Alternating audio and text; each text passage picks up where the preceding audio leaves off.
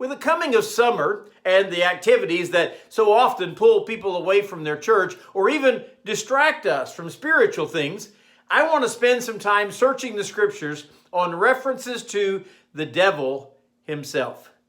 Good morning, I'm Pastor Ernie Lewis of the Blue Point Church in Sisney, Illinois, with your thoughts for Monday. You know, we know the devil is a real being from all the references in the Bible. We know he has many physical attributes. We see him walking, we see him talking, we especially see him lying.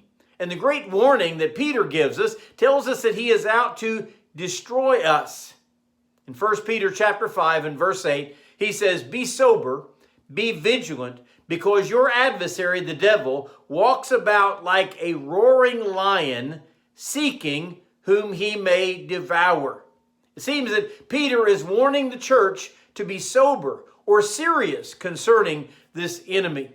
You know, while Peter was watching Christ being tried by the Sanhedrin, after being dragged from the Garden of Gethsemane by those Roman soldiers, Peter let down his guard, even after he had been warned by Christ. And Peter denied the Lord 3 times, or his association with him anyway, before a worldly crowd. So he calls for us to be sober on the subject of Satan, to be very serious. I'm afraid sometimes this world would like for us to picture Satan as that little red creature carrying around the pitchfork, having the pointed tail. That's often joked about, even the subject of many motion pictures. But we see him for who he really is. That one who opposed God, and because of that, he was forced out of heaven. And while we are sober and vigilant, we must never let down our guard, because the Bible says he is walking about like a roaring lion.